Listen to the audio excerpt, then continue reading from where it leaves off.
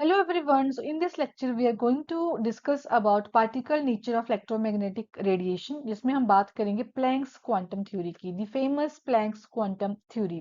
तो अगले लेक्चर में हमने बात की थी इलेक्ट्रोमैग्नेटिक रेडिएशन की, राइट। सो उस टाइम पे ऐसे बहुत सारे फिनोमिना थे जो इलेक्ट्रोमैग्नेटिक रेडिएशंस की थ्योरी के बेसिस पे एक्सप्लेन किए जा रहे थे, जैसे कि डिफ्रैक्शन हो गया, इंटरफेरेंस हो गया। डिफ्रैक्शन और इंटरफेरेंस की डेफिनेशन आपको यहाँ मिल जाएगी, अदरवाइज ये टॉपिक जो है वो आप फिजिक्स में काफी डिटेल में अंडरस्टैंड करेंगे, राइट। तो अभी के लिए आप यहाँ पे डेफिनेशन नोट कर सकते हैं और डिटेल में आपको फिजिक्स में मिल जाएगा ये टॉपिक। सो ये दो टॉपिक जो थे वो वेव नेचर से एक्सप्लेन किए जा रहे थे, लेकिन कुछ एक ऐसी ऑब्जर्वेशंस थी जो इलेक्ट्रोमैग्नेटिक थ्योरी एक्सप्लेन नहीं कर पा रही थी। वो कौन सी ऑब्जर्वेशन थी? Point number one, the nature of emission of radiation from hot bodies, जिसको कि हम ब्लैक बॉडी रेडिएशन भी कहते हैं। Number two, ejection of electron from metal surface when radiation strike it, that is photoelectric effect. And point number three, line spectra of atom with special reference to hydrogen. ये तीन points जो हैं हम आने वाले 2-3 लेक्चर्स में काफी ज्यादा डिटेल में डिस्कस करेंगे।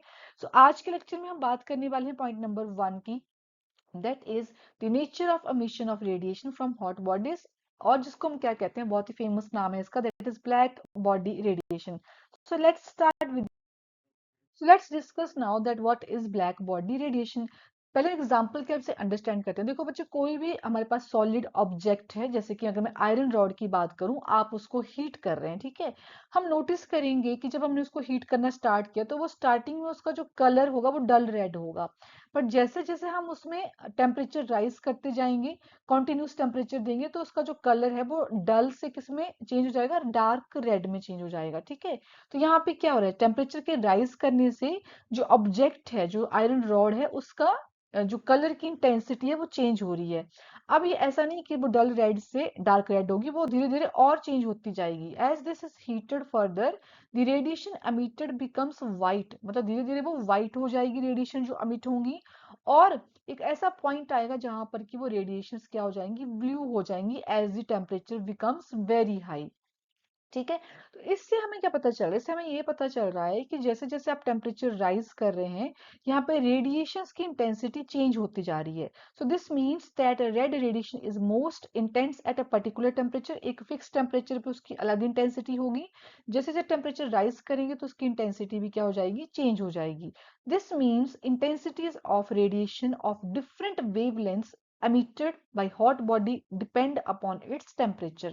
मतलब कोई भी ऑब्जेक्ट है, सॉलिड ऑब्जेक्ट है, उसको आप हीट कर रहे हैं, जिसको हम हॉट बॉडी कह रहे हैं, वो डिपेंड करेगा, उसकी इंटेंसिटी की रेडिएशन डिपेंड करेंगे कि आप उसको कितना टेम्परेचर अप्लाई कर रहे हैं, ठीक है। उसके हिसाब से वहां पे वेवलेंथ जो है वो होंगी, एमिट होंगी या अब्सॉर्ब होंगी। तो यहाँ पे कोई भी ऑब्जेक्ट है, वो रेडिएशंस को एमिट भी कर सकता है और रेडिएशंस को अब्सॉर्ब भी कर सकता है, पर वो पार्शियली होगा, वो 100% अब्जॉर्प्शन या 100% एमिशन नहीं होती है, ठीक है। तो हमने क्या किया, हमने तो नहीं, साइंटिस्ट ने क्या किया कि उन्होंने एक अजम्पशन रखा, एक अज्यूम किया, एक ऐसी बॉडी जो जो क्या कर रही है, रेडिएशंस को एमिट कर रही है और अब्सॉर्ब कर रही है ऑफ ऑल फ्रीक्वेंसीज यूनिफॉर्मली, जिसको हमने नाम दे दिया ब्लैक बॉडी, ठीक है। So an ideal body which emit and absorb radiation of all frequencies uniformly is called a black body, and the radiation emitted by such a body is called black body radiation। अब यहाँ पे जो उन्होंने ideal body consider की है वो assume किया हुआ है, वो रियल में नहीं होगा, ठीक है, ये अजम्पशन है। अब इस अजम्पशन के बेसिस पे कुछ एक्सपेरिमेंट हुए। वो एक्सपेरिमेंट चेक करते हैं कि वो क्या थे। देखो, अब एक्सपेरिमेंट इन्होंने देखा कि वेवलेंथ और इंटेंसिटी के बीच में क्या रिलेशन आ रहा है, और इस रिलेशन से उन्होंने क्या क्या ऑब्जर्वेशन नोटिस की। अब इस ग्राफ को अगर आप ध्यान से देखेंगे तो यहाँ पे इस साइड को क्या है बेटा, इंटेंसिटी है। मतलब इंटेंसिटी का मतलब हुआ कि कितनी लाइट एमिट हो रही है। अगर मैं उस एग्जांपल की हेल्प से आपको एक्सप्लेन करूं तो इंटेंसिटी का मतलब हुआ कि कितनी एनर्जी या कितनी लाइट वहां पे एमिट हो रही है, ठीक है। और उसके अकॉर्डिंग वेवलेंथ में क्या चेंजेस आ रहे हैं। तो आप ध्यान से देखेंगे यहाँ पे, तो यहाँ पे दो तरह के टेम्परेचर है, एक ब्लू लाइन दिख रही होगी आपको और एक रेड लाइन दिख रही होगी। तो रेड लाइन का जो टेम्परेचर है वो बहुत ज्यादा है, और जो ब्लू लाइन है उसका टेम्परेचर जो है वो कम है, ठीक है, T1 और T2, जहाँ पे उन्होंने लिखा भी है यहाँ पे कि टेम्परेचर T2 जो है that is greater than T1। ठीक है। अब बात करते हैं इंटेंसिटी और वेवलेंथ की। अब देखो यहाँ पे हम दो चीजें एक साथ डिस्कस करेंगे, एक वेवलेंथ और दूसरी फ्रीक्वेंसी। हमें पता है कि वेवलेंथ और फ्रीक्वेंसी का इनवर्स रिलेशन है, मतलब कि इस पॉइंट पे यहाँ पे अगर आप देखेंगे स्टार्टिंग में, तो यहाँ पे जैसे यहाँ पे आपकी 100 वेवलेंथ है, ठीक है, तो यहाँ पे फ्रीक्वेंसी क्या होगी, ज्यादा होगी। लो वेवलेंथ पे फ्रीक्वेंसी क्या होती है, ज्यादा होती है। जैसे जैसे आपकी वेवलेंथ बढ़ती जाएगी और 3000 पे अगर आप पहुंचेंगे यहाँ पे, तो वेवलेंथ बहुत ज्यादा हो चुकी है, तो इस पॉइंट पे आपकी फ्रीक्वेंसी क्या होगी बेटे, कम होगी। ठीक है, तो आपको रिलेशन ध्यान रखना है। रिलेशन हमने ऑलरेडी डिस्कस कर लिया था रिलेशन। अगर आपने आपका ये फर्स्ट लेक्चर, तो आप अगले लेक्चर में जाके चेक कर सकते हैं। हमने ये रिलेशन ड्राइव कर लिया था कि कैसे आपका जो लैम्डा है वो आपकी फ्रीक्वेंसी के साथ इनवर्स रिलेशनशिप में रहता है। लैम्डा ज्यादा होगा तो आपकी फ्रीक्वेंसी क्या होगी वहां पे बेटे, कम होगी। ठीक है, चलिए अब यहाँ पे हम पॉइंट अंडरस्टैंड करते हैं। यहाँ पे आपका जो है वो स्टार्टिंग पॉइंट है, यहाँ से आपकी वेवलेंथ जो धीरे धीरे क्या हो रही है, इंक्रीज हो रही है। ठीक है, यहाँ पे कम वेवलेंथ है, इस पॉइंट पे कम वेवलेंथ है और इस तरीके से वो इंक्रीज हो रही है। इंटेंसिटी की बात करें तो टेम्परेचर के राइज करने से कैसे आपकी जो इंटेंसिटी है वो भी क्या हो रही है, इंक्रीज हो रही है। एक पॉइंट तक वो इंक्रीज हो रही है लेकिन फिर वो ड्रॉप हो रहा है उसके बाद। ठीक है, यहाँ पर भी आप सेम देखेंगे पैटर्न, पहले तो इंक्रीज हो रही है, एक पीक पॉइंट पे जा रही है और फिर वो ड्रॉप हो जा रही है। अब देखो बच्चे, यहाँ पे क्या हुआ कि जैसे ही आपने मतलब हीट या टेम्परेचर अप्लाई किया, तो उससे क्या हुआ, आपकी जो फ्रीक्वेंसी है वो राइज हुई। ठीक है, फ्रीक्वेंसी जो है वो इंक्रीज हुई। ठीक है, एक पर्टिकुलर पॉइंट पे जाके वो ड्रॉप कर रही है। तो यहाँ पे हम एक पॉइंट नोटिस कर पा रहे हैं कि आपका जो पीक पॉइंट रहेगा, जैसे ये वाला पीक पॉइंट इंटेंसिटी का पीक पॉइंट है ये, ठीक है, जहाँ पे बहुत ज्यादा इंटेंसिटी है, मतलब आपकी ये पीक पॉइंट जो है वो लो वेवलेंथ पे आ रहा है। कहाँ पे आ रहा है, लो वेवलेंथ पे आ रहा है। अगर आप इस पॉइंट पे भी जाएंगे तो यहाँ पर इसका पीक पॉइंट रहेगा T1 का, यहाँ पे आपका क्या है, पीक पॉइंट है। तो ये भी क्या है, लो वेवलेंथ पे है। वेवलेंथ इनकी क्या है बेटा, लो है, लेकिन फ्रिक्वेंसी क्या होगी यहाँ पे, बहुत ज्यादा हाई होगी।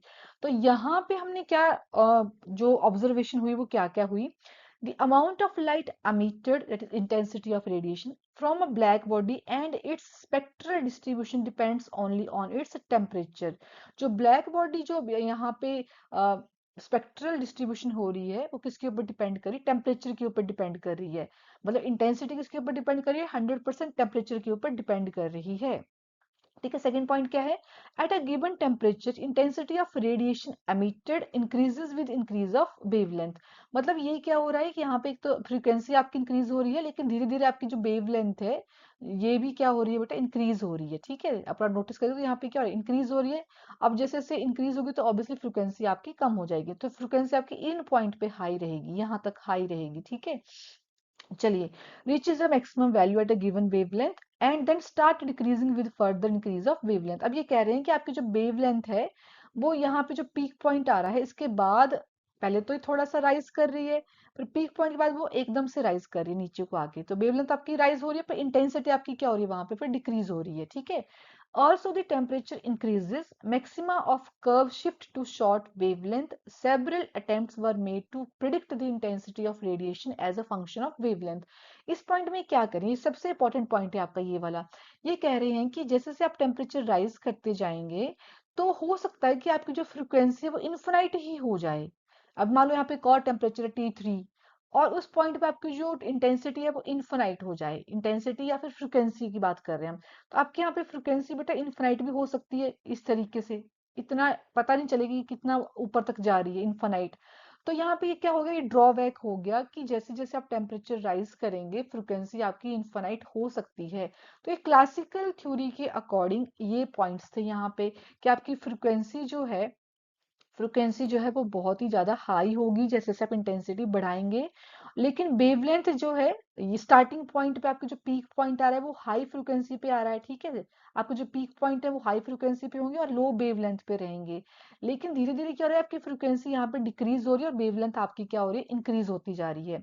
तो इससे हमें क्या पता चला कि आपकी जो थ्योरी है, ये जो एक्सपेरिमेंट हुआ इसमें इसके रिजल्ट में कुछ सेटिस्फैक्ट्री एक्सप्लेनेशन नहीं मिली हमें। ठीक है, फ्रीक्वेंसी आपकी इनफिनाइट हो जा रही है, इसका भी कोई फाइनल हमें रिजल्ट नहीं मिल रहा है कि इसका क्या कर सकते हैं, क्या सोल्यूशन इस चीज का हो सकता है, राइट। सो दीज रिजल्ट जो हमने यहाँ पर रिजल्ट देखे, अब experiment could not be explained satisfactory on the basis of the wave theory of light. मतलब कि वेव थ्योरी जो थी वो ब्लैक बॉडी रेडिएशंस के बारे में एग्जैक्ट हमें रिजल्ट नहीं बता पाई, या आप ये कह सकते हैं कि ब्लैक बॉडी जो था उसकी एग्जैक्ट शेप नहीं बता पाई हमें कि किस तरह की शेप होंगी, फ्रीक्वेंसीज कैसे वेरी करेंगी।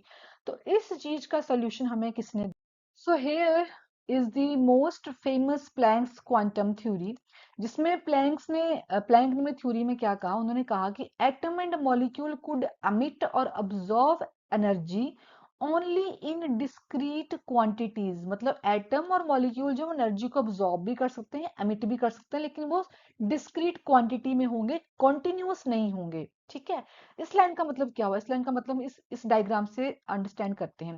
जैसे आप मॉल जाते होंगे, ठीक है, या आप अपने घर में भी देख सकते हैं कि आपके पास कुछ स्टेयर्स, एक पर्टिकुलर पॉइंट पे पहुंचने के लिए आपके पास स्टेयर का भी ऑप्शन होता है और स्ट्रेट ऑप्शन भी हो सकता है। ठीक है, तो अगर मैं स्टेयर की साइड से जा रही हूँ, मतलब कि मैं पहले एक सीढ़ी पे चढ़ूंगी, ठीक है, इस सीढ़ी पे मेरी एक एक अलग क्वांटिटी का अलग एनर्जी होगी, फिर सेकंड पे, फिर थर्ड पे, फिर फोर्थ पे, राइट।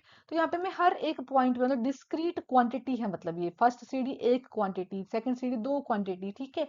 लेकिन जब मैं इस साइड से चढ़ूंगी तो यहाँ पे कॉन्टिन्यूस है, यहाँ पे कोई स्टेप नहीं है, यहाँ पे कोई एनर्जी का ब्रेक डाउन नहीं हो रहा है, एक इक्वल एनर्जी है, राइट। तो यहाँ पे क्या हुआ कि डिस्क्रीट क्वांटिटीज आ जाती हैं जब हम वन स्टेप बाय स्टेप चलते हैं, और यहाँ पे क्या हो गया, कॉन्टिन्यूस हो गया। तो प्लैंक ने क्या कहा कि आपके जो एटम और मॉलिक्यूल होंगे वो एनर्जी को एमिट और अब्सॉर्ब करेंगे, लेकिन वो डिस्क्रीट क्वांटिटीज में करेंगे, कॉन्टिन्यूसली करते नहीं रहेंगे। ठीक है, he gave the name quantum to the smallest quantity of energy। उन्होंने क्या कहा कि एनर्जी, जैसे मान लीजिए कि मैं एक फर्स्ट स्टेयर पे खड़ी हूँ, यहाँ पे खड़ी हूँ, तो यहाँ पे मेरा जो एनर्जी होगी वो वन क्वांटा रहेगी, ठीक है, वन क्वांटा, फिर टू क्वांटा, फिर थ्री क्वांटा। तो उन्होंने इस तरीके से कहा कि एनर्जी को हम क्या बोलेंगे, क्वांटम की फॉर्म में रिप्रेजेंट करेंगे। So he gave the name quantum to the smallest quantity of energy that can be emitted or absorbed in the form of electromagnetic radiations। ठीक है, The energy E of a quantum of radiation is proportional to its frequency। और उन्होंने ये भी कहा कि energy जो होगी यहाँ पे वो किसके प्रोपोर्शनल होगी, फ्रीक्वेंसी के प्रोपोर्शनल होगी। ठीक है, मतलब कि आप इसको इस तरीके से कह सकते हैं कि E is directly proportional to frequency, जितनी ज्यादा एनर्जी उतनी ज्यादा आपकी फ्रीक्वेंसी। अब एनर्जी जो है वो क्या है, E is equal to h nu, जहाँ पे एच क्या है बेटा, एच प्रोपोर्शनलिटी कांस्टेंट है, जिसको आप क्या कहते हैं, प्लैंक्स कांस्टेंट, जिसकी वैल्यू कितनी होगी, 6.626 multiply 10 raise to the power -34 joule second. Very very very very very very important, बहुत ही इंपॉर्टेंट है ये वाला पॉइंट आपका, ये पूरी थ्योरी बहुत ज्यादा इंपॉर्टेंट है आपकी। सो यहाँ पे हमारे पास ये चीजें मिली, जिससे कि हमने फाइनली ये कहा कि energy can be emitted only in integral multiple of H new. मतलब कि अगर मैं फर्स्ट स्टेयर पे खड़ी हूँ तो मैं ये कहूंगी कि जो मेरी एनर्जी है वो 1 h न्यू है। जब मैं सेकंड पे जाऊंगी तो मैं क्या कहूंगी, 2 h न्यू। जब मैं थर्ड पे जाऊंगी तो मैं क्या कहूंगी, 3 h न्यू। ठीक है, तो इस तरीके से energy can be emitted only in integral multiple of H new, मतलब कि डिस्क्रीट होगा, वो स्मॉल फ्रैक्शंस में होगा, इकट्ठा नहीं होगा। ठीक है, चलिए, तो ये आपके पास आ गई प्लैंक्स क्वांटम थ्योरी। अब प्लैंक क्वांटम थ्योरी जो है उसने कैसे, जो अभी हमने पीछे अपना Now let's explain black body radiation with the help of Planck's quantum theory। अब प्लैंक क्वांटम थ्योरी के अकॉर्डिंग हमने देखा कि आपकी जो एनर्जी है वो डायरेक्टली प्रोपोर्शनल है फ्रीक्वेंसी के। ठीक है, और यहाँ पे एक और पॉइंट है कि डिस्क्रीट क्वांटिटी में है ये, राइट। सो इसके बाद हमारे पास दो ऑप्शन आए, यहाँ पे दो ऑप्शन में पहला ऑप्शन था ऑब्जेक्ट अमिट large number of low energy quanta, मतलब कि ऑब्जेक्ट जो होगा वो बहुत सारे क्वांटा एमिट कर सकता है एनर्जी के, बट वो लो एनर्जी के होंगे, मतलब कि आपकी एनर्जी वहां पे क्या होगी, कम होगी। एनर्जी कम होगी तो फ्रिक्वेंसी भी क्या हो जाएगी, कम हो जाएगी।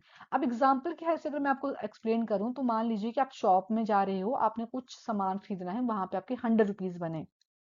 अब ये जो 100 रुपीज है आप दो फॉर्म में दे सकते हो, या तो आप 10 10 रुपीज में दे दो, 10 10 रुपीज के 10 नोट दे दो उसको, या फिर 1 नोट दे दो 100 रुपीज का। ठीक है, तो अगर 10 10 में देंगे तो आपको कितने नोट देने पड़ेंगे, 10 +10 +10, बहुत सारे नोट देने पड़ेंगे, है ना। और यहाँ पे एक ही नोट देना पड़ेगा। तो इसी चीज को आप यहाँ देखो, अभी जैसे पॉइंट नंबर 2 क्या लिखा है, ऑब्जेक्ट अमिट one single very high energy quanta, मतलब एक ही एनर्जी क्वांटा आप एक बारी में ही दे दो, 100 रुपीज एक साथ दे दो, ठीक है।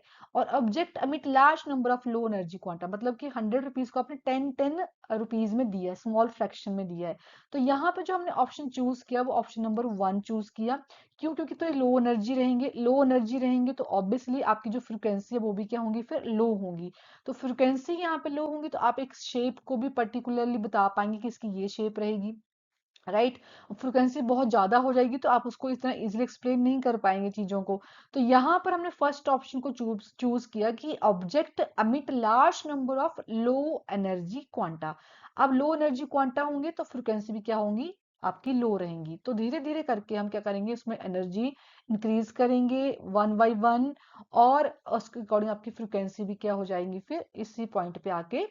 इसलिए तो यहाँ पे जो ड्रॉप आएगा वो एक पॉइंट पे आने के बाद आपका ड्रॉप आ जाएगा, ठीक है। ऐसा नहीं कि मूव करता ही जाएगा और बहुत इन्फिनाइट पॉइंट पे पहुंचेगा, ऐसा नहीं होगा, राइट। तो ये आपके सारे पॉइंट्स जो थे वो किसने एक्सप्लेन किए, प्लैंक ने अपनी थ्योरी की हेल्प से एक्सप्लेन किए। हाँ, थोड़ा सा ये कॉम्प्लिकेटेड है ये वाला कंसेप्ट, लेकिन अगर आप एक दो बार इसको सुनेंगे पढ़ेंगे तो आपको कंसेप्ट जो है वो इजिली समझ में आ जाएगा। ये कंसेप्ट इंपॉर्टेंट है, आप इसको आई थिंक फिजिक्स में भी आपको ये करवाया जाता है, प्लैंक्स क्वांटम थ्योरी, आप वहां पे भी इस पॉइंट को पढ़ेंगे।